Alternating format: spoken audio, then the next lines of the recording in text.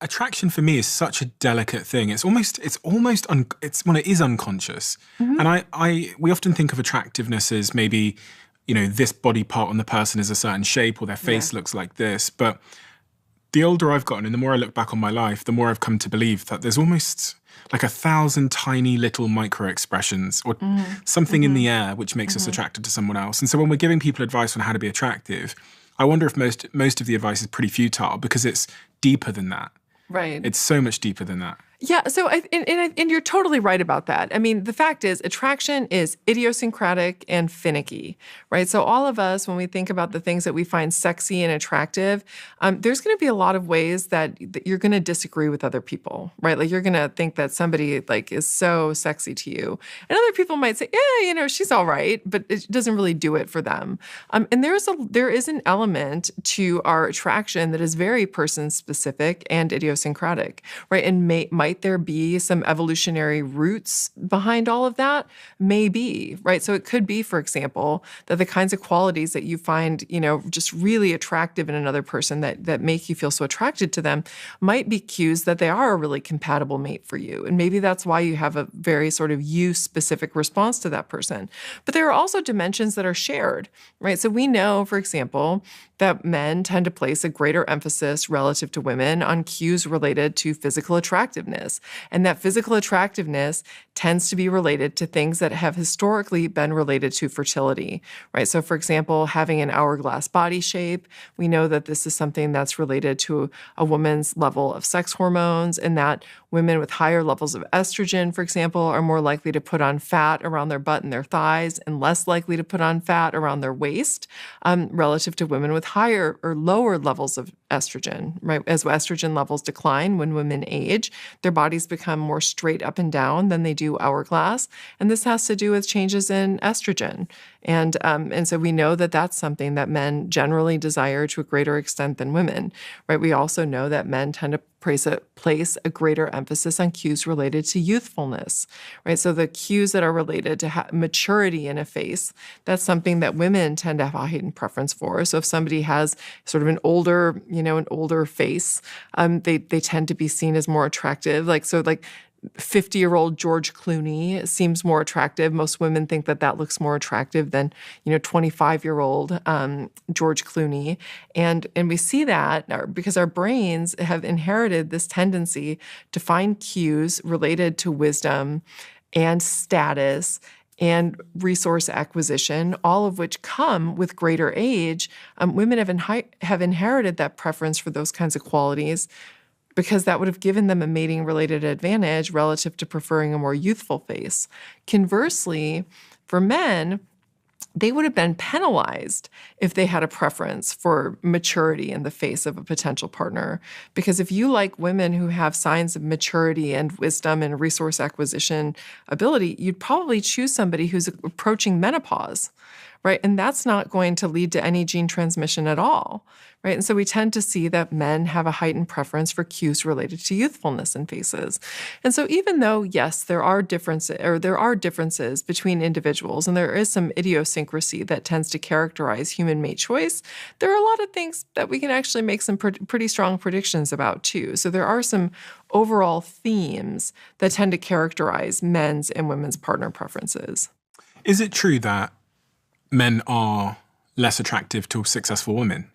Is there any sort of evolutionary basis for that? I do know that research finds that men don't place as much of a priority on that compared to women. But I don't know that they penalize them exactly, right? If you show a man a photograph of a woman who's dressed like a CEO and she's gorgeous, and you show a man a picture of a woman who's dressed like a Burger King service, person, and she's drop dead gorgeous, men are going to find her similarly attractive in both conditions. It doesn't matter. Woman could be doing, it doesn't matter what the woman is doing. And there's been research that shows this. They'll show men and women photographs of people in different types of outfits. And the men's ratings of how attractive the women are has just everything to do with how attractive the women are. For women rating men, It all depends on what they're wearing, right? Do they show cues to resource access? Do they not show cues to resource access? And women tend to modulate how physically attractive they find men based on whether or not they have these cues related to provisioning ability.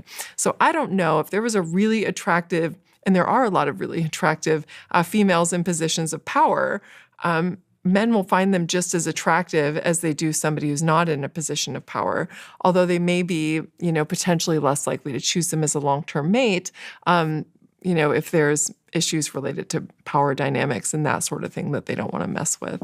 What about jealousy? And specifically, is the term intersex? Women being jealous of women, men being jealous of men. You mentioned a second ago that if, 60% of the college educated or college attendees or 70% of them are women, and there's only a pool of 30% which are men, isn't there going to be a ton of competition amongst women? And what direction does that competition travel in? Is it low status women having competition with high status women, or what is it? I mean, the competition, when you have cases where there's an asymmetrical sex ratio, and like we do on college campuses, women are very competitive amongst one another for access to the men that are available.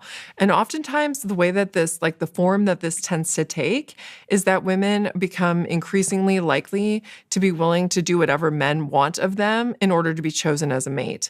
And what we've tended to see on college campuses is because men are more oriented toward casual sex and non-committed relationships than women are, what we tend to see is that short-term hookups and casual sex tend to be very common on college campuses. And in part, this is the result of the fact that women are competing for access to mates. And one of the ways that they can compete for access to mates is to be willing to do whatever it is that men want in terms of providing, the structure of the relationship. And if men are only looking for casual sex, even though women tend to be more oriented toward long-term relationships, they're going to be more inclined to just give in to whatever it is that the men desire as a means to be able to get a partner. Are women more competitive with beautiful women or women that are less stereotypically and socially considered beautiful? Oh, women are more competitive with beautiful women. There's just no question about that. And the reason for this is that given that this is something that men desire in their partners, this is the primary dimension by which women compete for access to partners, right? And so this is the big one. Given men place a really pretty strong priority on physical attractiveness in their choice of partners. And in fact, one of the biggest predictors of a woman's upward social mobility in the U.S. is how physically attractive a woman is. And in fact, that's a bigger predictor of a woman's upward mobility than her education level or even her socioeconomic status of origin. When you say upward social mobility, what do you mean? I mean the ability to transcend the social class in which you were born. Okay. So if you're somebody who was, working class or middle class or upper class, your ability to transcend those ranks of socioeconomic status is more strongly predicted by physical attractiveness than a woman's education level. And that's like a tough thing that's a tough nut to crack, tough pill to swallow. So women are more competitive against beautiful women in the lens of society and stereotypically. Yes, and one of the ways that women compete against one another is by derogating their competitors, right? And derogating their competitors just meaning saying mean things about them or saying mean things to them. And a lot of times those mean things that they have to say have to do with a woman's attractiveness, right? They'll try to downplay how attractive she is to other people by saying things like, oh, she's had a lot of work done, right? That's the thing that you'll hear women say about each other or to men about other women. And this is something that's done to try to manipulate other people's perceptions of that woman's value. But because attractiveness plays such an important role in terms of a woman's ability to successfully attract a romantic partner, this is a dimension in which women are fiercely competitive, even when they don't want to say that they are and want to pretend that they're not, right? I think that the Barbie movie was sort of got at some of these kinds of issues and just this idea that women want to pretend like none of this stuff matters, right? And that it's not that important and that we don't value this stuff. But nonetheless, this is still a very important domain of competition for women. It always has been. I think it probably always will be. Are women more likely to trust a beautiful woman or a woman that is less stereotypically beautiful? Because I was thinking about this this thing about gay male shopping sales associates. It was a test that you did, right?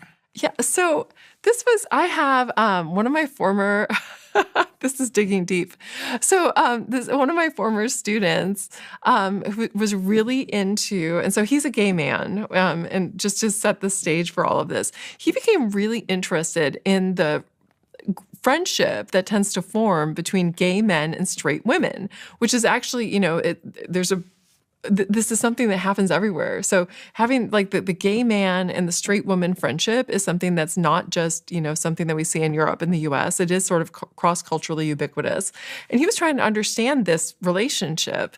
And one of the things that he noted in his research is that the people who tend to form friendships most frequently with gay men are beautiful women. It's like attractive women who are more competitive and potentially may perceive more competition on the part of other women. And they form these friendships because gay men can provide them with really important information that's relevant on the mating market that is not colored by one, intersexual competition, right? So if you say to these pants make me look fat, right, your gay man friend isn't going to tell you, no, they look great, even though they make you look terrible because they're trying to send you out and look terrible, right? So there's no thread of competition in that relationship. And there's also not the fear that this person's just trying to get you in bed, right? And so there's this really nice trust that women can have with gay men. If you love the Diary of a CEO brand and you watch this channel, please do me a huge favor. Become part of the 15% of the viewers on this channel that have hit the subscribe button. It helps us tremendously, and the bigger the channel gets, the bigger the guests.